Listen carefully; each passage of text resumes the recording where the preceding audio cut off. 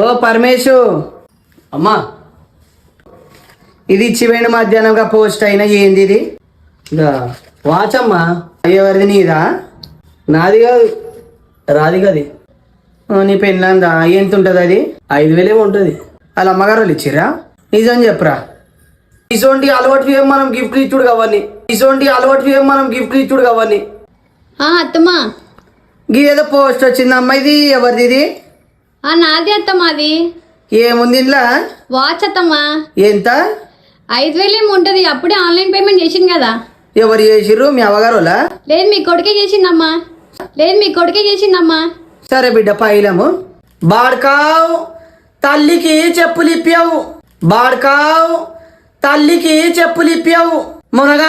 మొగోనివి పెళ్ళానికి 5,000 ఎట్టి అన్నాడు అమ్మ వాచు.